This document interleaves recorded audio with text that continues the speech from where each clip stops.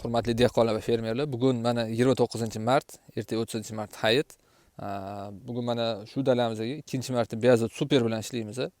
Dalamizni ko'ryapsizlar. Undan oldingi holatlarni ham sizlarga ko'rsatamiz.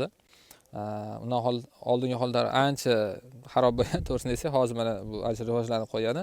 Lekin sizlarda savol tug'ilayotgan bo'lsa kerak, qanaqa qilib bu dalada ishlaydi deb. Texnika kira olmaydi, hamma yo'lloy. Hozir biz sizlarga qanaqa kirishni ko'rsatamiz.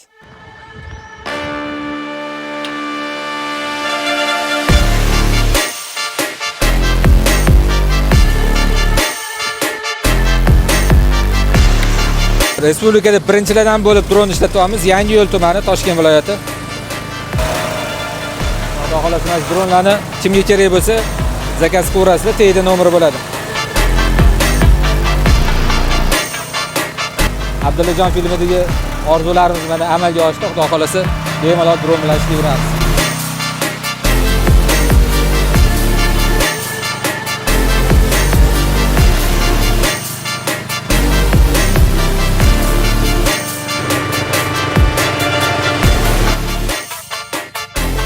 Fermerlar ham shunaqa loyiga botib qoldi.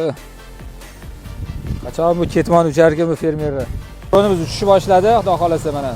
Respublikada birinchilardan bo'lib ushiryapmiz, xudo xolasa. Uni yana bitta qulaylik tomoni, bu dorisining tepasida o'tirmaysiz.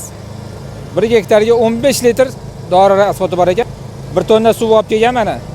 Hamma zapravkani qilasiz, ketaverasiz, o'zi ishlayveradi. Bitta odam qo'yib qo'ysangiz, o'zi sepib chiqib ketadi. Dorini bittada tayyorlab ishingizni qilaverasiz, bitiraverasiz u yoqda.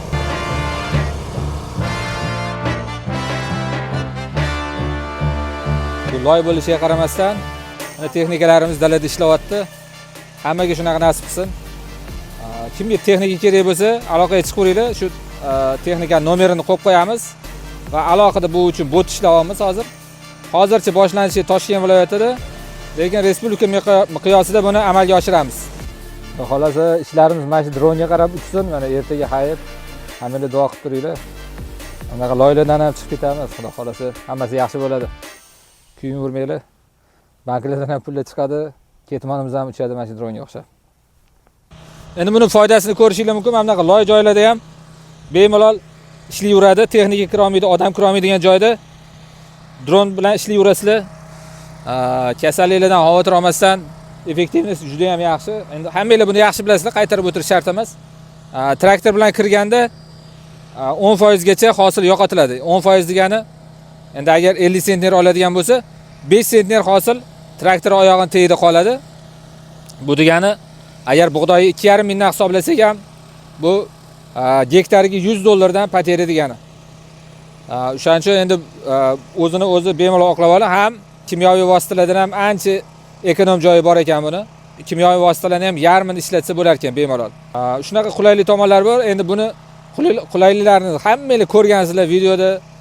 Bizni janjal qiladigan narsamiz qachon dronga ruxsat beradi, qachon dronga ruxsat beradi deb. Mana sekin-sekin boshlanyapti.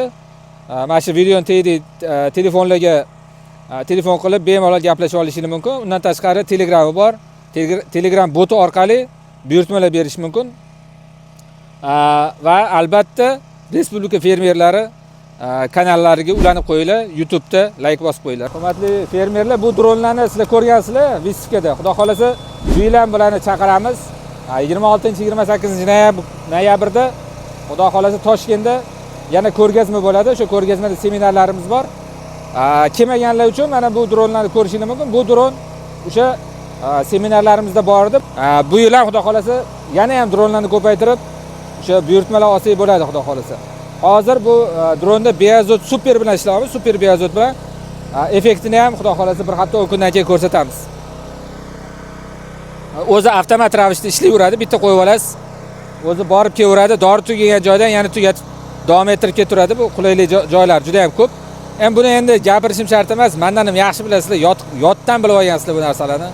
Hattoki kimlardir olib kelmoqchi bo'lib Xitoyliklarga chiqdi. Endi mana sizga ruxsati bo'lyapti. Qancha ko'proq ishlatsak, shuncha ishimiz oldinga yuradi, shunchalik tezlashib, oxirida baribir o'zimiz olib kelamiz bu narsani. Talab borligini yaxshilab ko'rsatib berishimiz kerak.